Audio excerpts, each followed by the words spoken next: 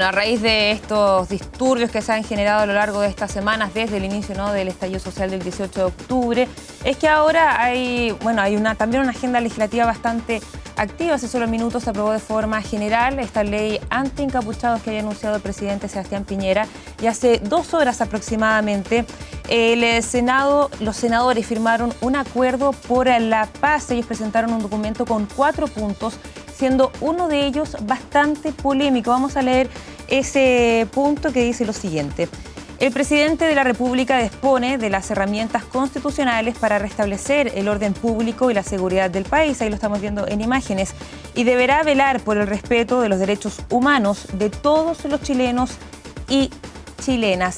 Para tener más detalles vamos a tomar contacto de inmediato con nuestro periodista que está ahí en el Congreso, Rodrigo Sánchez. Buenas noches, ¿cómo estás?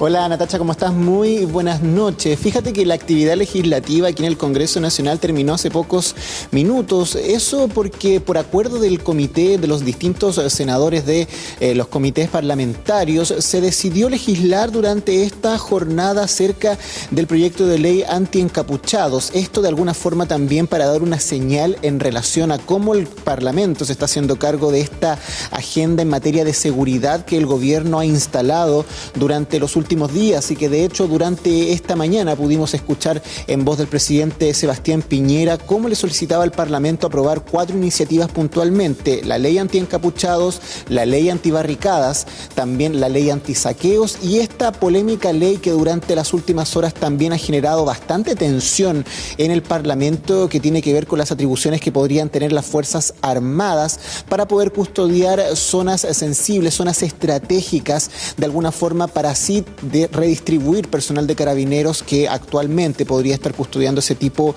de lugares directamente a donde se encuentren los incidentes. En ese sentido hay toda una discusión que se ha dado durante las últimas horas en relación a estos proyectos de ley, pero el Congreso está sumamente preocupado también por dar una señal en relación a esta agenda de seguridad, y es por eso que bien temprano comenzaron algunas tratativas por parte del presidente del Senado, Jaime Quintana, en función de lograr ciertos apoyos del mundo parlamentario para tener una declaración conjunta. ¿Cuál era el objetivo de esta declaración?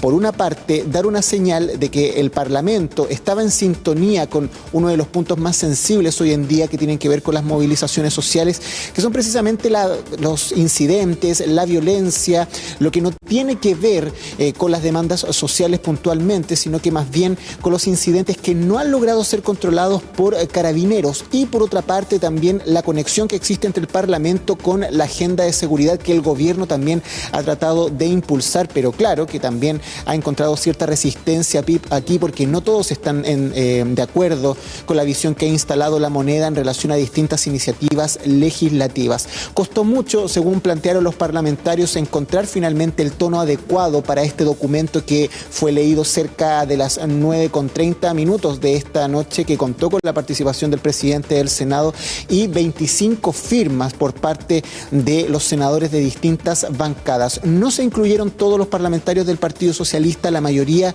de los parlamentarios de ese comité al menos no estaban de acuerdo con esta declaración. También en el PPD hubo algunos parlamentarios que expresaron sus reparos. En el Frente Amplio el senador Juan Ignacio Latorre tampoco se integró, pero sí hubo un apoyo más bien transversal por parte del resto de los comités parlamentarios que sí aparecieron en esta foto. ¿Qué es lo que plantea este documento? Primero, en la sensibilidad en relación a lo que está ocurriendo en materia de violencia en las calles, que el Congreso está preocupado de ese tema, al igual que las violaciones a los derechos humanos, que también hay disposición de apoyar una agenda en materia de seguridad. Pero el punto más importante tal vez es el que tú mencionas, Natacha, que tiene que ver con las atribuciones que tiene el presidente de la República hoy en día para poder controlar el orden público. ¿Qué es lo que ocurre? Que en el marco del debate que se está dando a raíz del proyecto de ley que le permitiría a las Fuerzas Armadas de alguna forma custodiar infraestructura crítica, es que hoy en día hay dos posiciones. Por una parte, parlamentarios que plantean que este proyecto no es necesario, ya que hoy en día el presidente de la República puede decretar estado de emergencia o incluso hacer diversas excepciones por medio de la Constitución, que es lo que han planteado algunos parlamentarios, senadores y diputados aquí en el Congreso, que si el presidente de la República quisiera convocar a las Fuerzas Armadas para desarrollar labores específicas específicas, se necesitaría de una modificación constitucional. Y por otra parte, parlamentarios de Chile Vamos que ven la necesidad de que exista apoyo para este tipo de iniciativas, de alguna forma también para que el presidente de la República tenga el respaldo del Parlamento en este tipo de decisiones. Te invito a que veamos las reacciones en relación a esta declaración, por supuesto que fue leída cerca de las 9:30 de la noche, y cuáles son los balances también que se hacen en materia legislativa considerando esta agenda de seguridad en el país.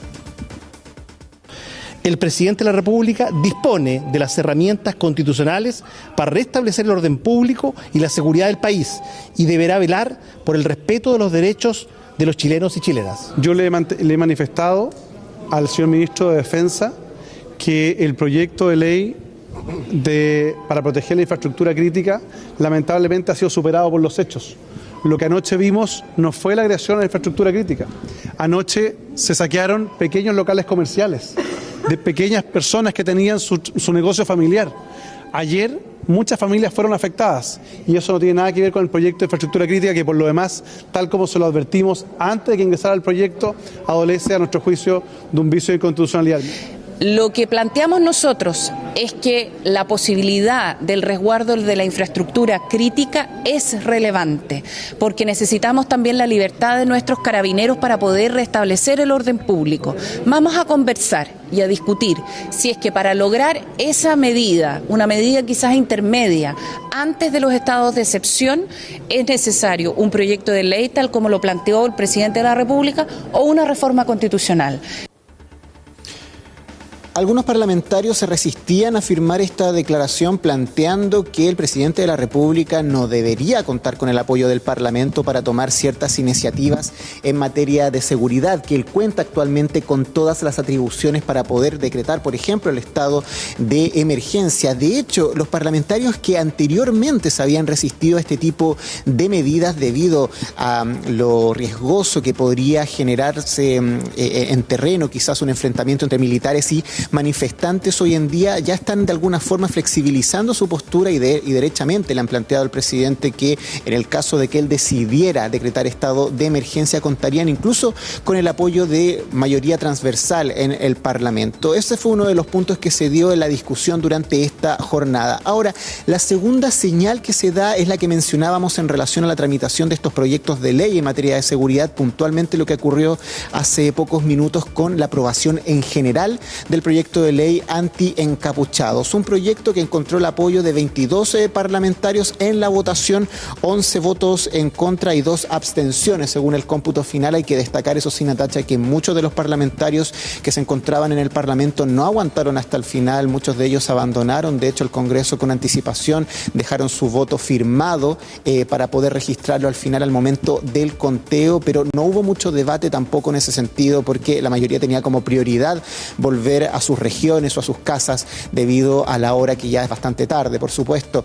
Ahora, este proyecto, ¿qué es lo que hace? Es un agravante para las personas que cometan delito y sean sorprendidas cometiendo delitos con el rostro tapado.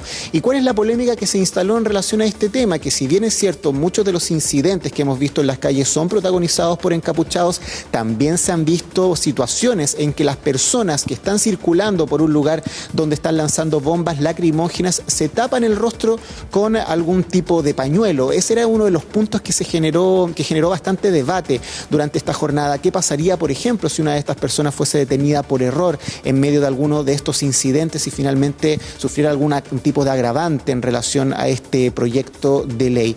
Finalmente es una discusión que va a quedar para la discusión en detalle, digamos, porque ahora que el proyecto está aprobado en general, vuelve a la Comisión de Constitución, donde va a ser analizado en particular y luego vuelve a la sala del Senado finalmente para la votación final y pensando en el siguiente trámite que tiene que ver con la Cámara de Diputados, donde se repite lo mismo, se vota en la votación primero en general y después en particular. Te invito a que veamos algunas reacciones también que se dieron durante esta jornada a raíz de la aprobación en general de este proyecto de ley anticapucha de parte del ministro Felipe Ward y algunos parlamentarios que se quedaron hasta altas noches aquí trabajando en el Congreso en Valparaíso.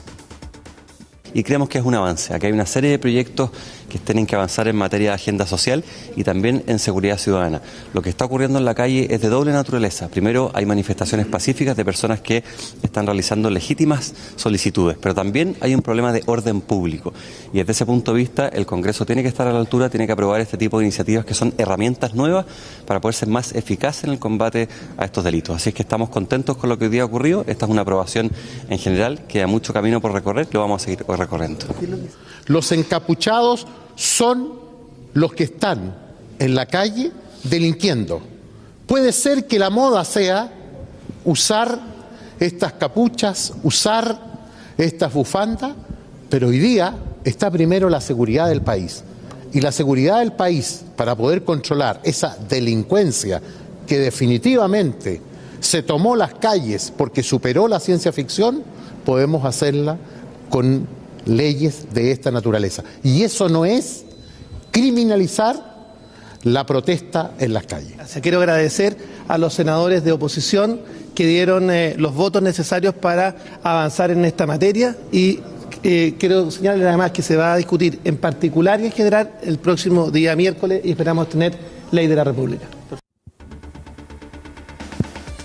Bueno, y recordemos de hecho que esto forma parte de una moción parlamentaria presentada por senadores del oficialismo y de la oposición. Por ejemplo, entre los senadores de oposición, el senador José Miguel Insulza, Felipe Arboe, pusieron su firma en este proyecto de ley que encontró ahora también el auspicio por parte del gobierno para integrarse a esta agenda de seguridad. Todo indica que no tendrá el mismo apoyo, eso sí, en los trámites que vienen a continuación en la Cámara de Diputados. También se anticipa que este proyecto va a tener alguna extensión, sobre todo pensando en la bancada del Partido Comunista y el Frente Amplio. No así el proyecto antisaqueos, que es un proyecto que al menos durante las últimas horas ha recogido bastante respaldo transversal aquí en el Parlamento y que sí tendría algunas posibilidades mayores de avanzar con más prontitud. Vamos a quedar sumamente atentos, por supuesto, a esta intensa agenda legislativa. Queda pendiente también ver el proyecto que habilita a las Fuerzas Armadas a proteger lugares sensibles, zonas críticas, por supuesto, que es un proyecto que entró durante esta jornada